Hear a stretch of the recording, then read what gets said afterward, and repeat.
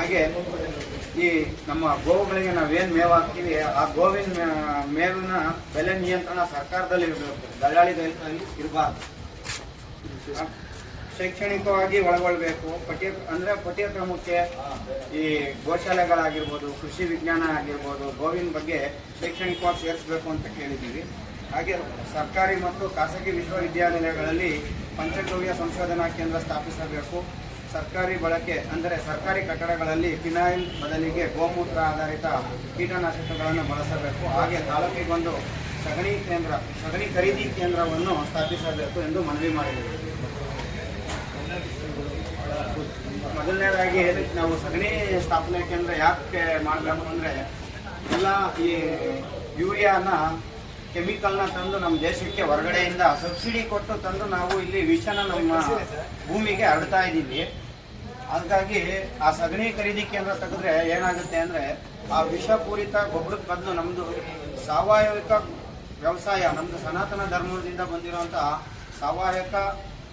ಸಾವಯವ ವ್ಯವಸಾಯ ಆವಾಗ ನಮಗೆ ಸಿಗತ್ತೆ. ಅದರಲ್ಲಿ ನಮಗೆ ಯಾವುದೇ ರೀತಿ ಕೆಮಿಕಲ್ಸ್ ಆಗಲಿ ಫರ್ಟಿಲೈಸರ್ಸ್ ಆಗಲಿ ಮಿಶ್ರಣ ಇರಲ್ಲ. ಯಾರಿಗೋ ನಾವು ಫರ್ಟಿಲೈಸರ್ಸ್ ಕೆಮಿಕಲ್ ಇರೋದನ್ನ ನಾವು ಅನುದಾನ ಕೊಟ್ಟು ಕೊಂಡ್ಕೊಳ್ಳುತ್ತೆ ಸರ್ಕಾರ.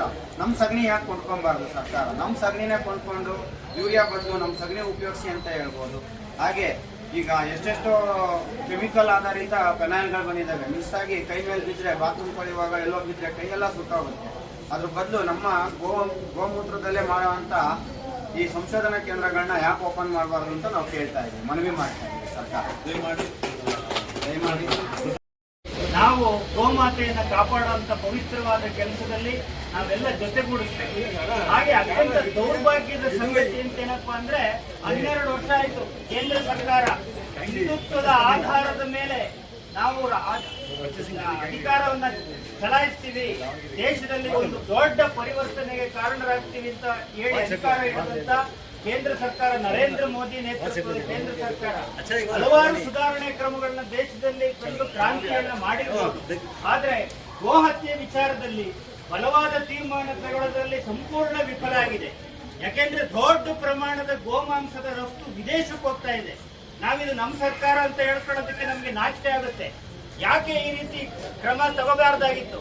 12 ವರ್ಷಗಳ ಸುದೀರ್ಘ ಅವಧಿಯಲ್ಲಿ ಗೋಮಾಂಸ ಇನ್ನ ಬೇರೆ ದೇಶಗಳಿಗೆ ರಫ್ತಾಗ್ತಾ ಇದೆ. ಅಕ್ರಮ ಕಸಾಯಿಖಾನೆಗಳನ್ನ ಗುರುತಿಸಿ ಅದನ್ನ ನಿಷೇಧಿಸಿ ಅದನ್ನ ಮೂಲ ಆಗ್ರಹಪೂರ್ವಕವಾಗಿ ಈ ಕೇಂದ್ರ ಸರ್ಕಾರಕ್ಕೆ ವಿನಂತಿ ಮಾಡ್ತಾ ಇದ್ದೀವಿ. ಇನ್ನ ಯಾವುದೇ ಕಾರಣಕ್ಕೂ ತಡ ಆಗಬಾರ್ದು. ಈಗಾಗಲೇ ಬಹಳ ದೊಡ್ಡ ಗಂಭೀರ ಅಪರಾಧ ಕೇಂದ್ರ ಸರ್ಕಾರದಿಂದ ಆಗಿದೆ. ಇನ್ನ ಮುಂದೆ ಈ ಅಪರಾಧ ಕೇಂದ್ರ ಸರ್ಕಾರದಿಂದ ಯಾವುದೇ ಕಾರಣಕ್ಕೂ ಆಗಬಾರದು.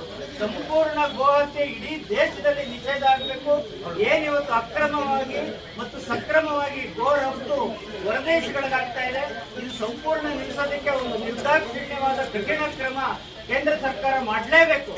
ಅದಕ್ಕೋಸ್ಕರ ನಾವು ಯಾವುದೇ ತ್ಯಾಗಕ್ಕೆ, ಯಾವುದೇ ಹೋರಾಟಕ್ಕೆ ನಾವು ಸಿದ್ಧ ಇದ್ದೀವಿ. ಈ ಒಂದು ಅಪರಾಧ ನಮ್ಮದೇ ಸರ್ಕಾರಗಳು ಈ ರೀತಿ ಕಡೆಗಣಿಸೋದು ಅಂತಂದ್ರೆ ನಮಗೆ ಅತ್ಯಂತ ನೋವಿನ ಸಂಗತಿಯಾಗಿದೆ. ನಮ್ಮ ದೇಶದ ಒಂದು ಗೋ ಮಾತೆ ಅಂತಕ್ಕಂಥದ್ದು ಒಂದು ರಾಷ್ಟ್ರೀಯ ಸನ್ಮಾನ ಕಾರ್ಯಕ್ರಮ ಮಾಡ್ತಾ ಇದೆ. ಗೋವಿನ ಉತ್ಪನ್ನಗಳನ್ನ ಬಲವಾಗಿ ಸಮಾಜದಲ್ಲಿ ನಾವು ಜಾರಿಗೆ ತಂದು ಗೋಮಾತೆಯನ್ನ ಅತ್ಯಂತ ಬಡು ಕಷ್ಟದ ದಿನಗಳಲ್ಲೂ, ಕೊನೆಯ ದಿನಗಳಲ್ಲೂ ಕೂಡ ಆ ಗೋಮಾತೆಯನ್ನು ನಾವು ಸಂರಕ್ಷಣೆ ಮಾಡಬೇಕು. ಅದರ ಗಂಜಲ ಮತ್ತು ಸಗಣಿ, ಅದಕ್ಕೆ ಒಂದು ಬಲವಾದ ಮಾರುಕಟ್ಟೆಯನ್ನು ಕೇಂದ್ರ ಸರ್ಕಾರ, ರಾಜ್ಯ ಸರ್ಕಾರಗಳು ನಿರ್ಮಾಣ ಮಾಡಬೇಕು. ತಾಯಿನ ಯಾವ ರೀತಿ ನೋಡ್ಕೊಳ್ತಾನೆ, ತಂದೆನ ಯಾವ ರೀತಿ ನೋಡ್ಕೊಳ್ತಾನೆ, ಆ ರೀತಿ ಗೋಮಾತೆಯನ್ನ ಅದರ ಕೊನೆಯ ದಿನಗಳವರೆಗೂ ಅದನ್ನ ಪಾಲನೆ ಪೋಷಣೆ ಮಾಡಬೇಕು. ಆ ತರಹದ ಒಂದು ಸುರಕ್ಷಿತವಾದ ಒಂದು ಮಾರುಕಟ್ಟೆ ವ್ಯವಸ್ಥೆನ ರಾಜ್ಯ ಸರ್ಕಾರ ಮತ್ತು ಕೇಂದ್ರ ಸರ್ಕಾರ ಕೂಡಲೇ ತರಬೇಕು. ಇದು ಬಹಳ ತಡ ಆಗಿದೆ. ವಿಚಾರದಲ್ಲಿ ತುಂಬಾ ನಿರ್ಲಕ್ಷ್ಯನ ಎರಡೂ ಸರ್ಕಾರಗಳು ವಹಿಸಿದೆ.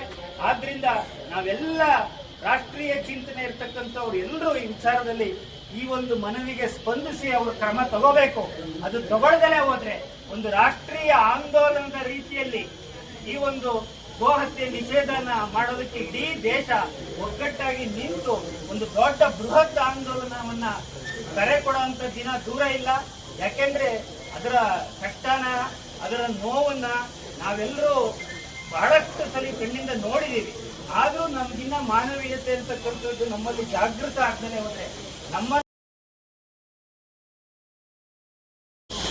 ಏನು ಚಾಲನೆ ಕೊಡೋದಕ್ಕೆ ಸರ್ಕಾರ ಇದನ್ನು ಗಮನ ತಗೊಂಡು ಇದನ್ನು ಜಾರಿಗೆ ತರೋದಕ್ಕೆ ಸಂಪೂರ್ಣವಾದ ಉತ್ತಮವಾದ ವಿಚಾರಗಳನ್ನ ಆ ಮನವಿ ಪತ್ರ ಒಳಗೊಂಡಿದೆ. ಇದೆಲ್ಲದೂ ಕೂಡ ಸರ್ಕಾರ ಗಮನ ಹರಿಸಿ ಇದನ್ನು ಜಾರಿಗೆ ತರಬೇಕು ಅಂತಕ್ಕಂಥದ್ದನ್ನ ತಹಸೀಲ್ದಾರ್ ಅವರೇ ಮುಖ್ಯವಾಗಿ ಇವತ್ತು ಹೇಳಿದ್ದಾರೆ. ಎಲ್ಲರಿಗೂ ಅರ್ಥ ಆಗುವಂತ ಸಂಗತಿ ಯಾಕೆ ನಮ್ಮ ಈ ದೊಡ್ಡ ದೊಡ್ಡ ರಾಜಕಾರಣಿಗಳಿಗೆ ಆಳ್ವಿಕೆ ಮಾಡುವಂತ ಸರ್ಕಾರಗಳ ಗಮನಕ್ಕೆ ಯಾಕೆ ಬರ್ತಾ ಇಲ್ಲ ಅಂತಕ್ಕಂಥದ್ದೇ ಅತ್ಯಂತ ಈ ಬಗ್ಗೆ ನಿರ್ದಾಕ್ಷಿಣ್ಯವಾಗಿ ಕ್ರಮಗಳನ್ನು ತಗೊಂಡು ಈ ವಿದೇಶಕ್ಕೆ ಏನು ರಫ್ತಾಗ್ತಾ ಇದೆ ಗೋಮಾಂಸ ಇದನ್ನು ನಿಲ್ಲಿಸ್ತಲೇ ಹೋದ್ರೆ ಇದು ರಾಷ್ಟ್ರೀಯ ಆಂದೋಲನದ ರೀತಿಯಲ್ಲಿ ನಾವೆಲ್ಲ ಸಮಯ ಕೊಟ್ಟು ರಸ್ತೆಗೆ ಬರಬೇಕಾದಂತ ದಿನ ದೂರ ಇಲ್ಲ. ಆ ಒಂದು ಕಠಿಣವಾದ ಕ್ರಮಕ್ಕೆ ನಾವು ಆಗ್ರಹಿಸಿ ಜನಾಂದೋಲನ ರೂಪಿಸಬೇಕು.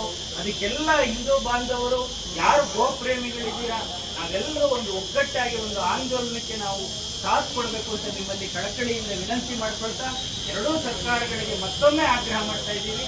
ಈ ಮನವಿ ಪತ್ರದಲ್ಲಿರ್ತಕ್ಕಂಥ ಎಲ್ಲ ಅಂಶಗಳು ಆಚರಣೆಗೆ ಯೋಗ್ಯವಾಗಿರ್ತಕ್ಕಂಥ ಸಂಗತಿಗಳು.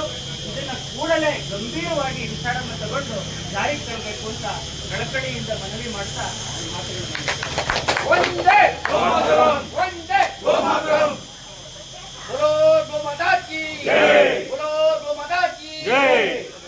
ಗೋವುನ ಇವತ್ತು ಕಟಕರು ಅಲ್ಲಲ್ಲಿ ಗಾಡಿಗಳಲ್ಲಿ ಈ ಟ್ಯಾಂಕರ್ಗಳಲ್ಲಿ ರೇಷನ್ ತಗೊಂಡು ಹೋಗ್ತಿರೋ ರೀತಿಯಲ್ಲಿ ಒಳಗೊಳಗೆ ಬಾಯಿ ಕೈ ಕಾಲೆಲ್ಲ ಕಟ್ಟಾಕಿ ಒಂದೇ ಸಣ್ಣ ಗಾಡಿಯಲ್ಲಿ ನೂರಾರು ಹಸುಗಳನ್ನ ತುಂಬಿಸ್ಕೊಂಡು ಹೋಗಿ ಅದನ್ನ ಚಿತ್ರಹಿಂಸೆ ಕೊಟ್ಕೊಂಡು ಸಿಪ್ಪೆ ಹೊಡೆದು ಜೀವಂತವಾಗಿ ಅದನ್ನ ಕತ್ತೆ ಕೂಗಿದು ತುಂಬಾ ನೋವು ಕೊಟ್ಟಿರೋ ವಿಚಾರ ನಮ್ಮ ಹಿಂದೂಗಳಿಗೆ ನೋವು ಭಾರಿ ನೋವು ಉಂಟಾಗ್ತಿದೆ.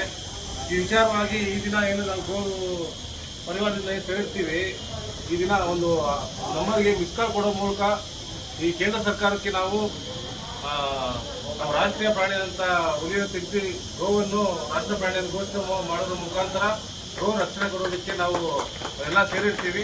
ಇದಕ್ಕೆ ನಮ್ಮಂತ ನಾವು ಎಲ್ಲರೂ ನಮ್ಮ ಸ್ನೇಹಿತರಿಗೆ ಅವ್ರಿಗೆ ವಿಚಾರಗಳನ್ನ ಶೇರ್ ಮಾಡಿ ಅದರ ಮಿಸ್ ಕಾಲ್ ಕೊಡೋ. ಈಗ ನಮ್ಮ ಭಾರತೀಯ ಗೋ ಪರಿವಾರ ಕನ್ನಡ ಟ್ರಸ್ಟ್ನ ಉಪಾಧ್ಯಕ್ಷರು ಬಾಬಾಜಿಯವರ ಮಾತಾಡ್ತಾರೆ.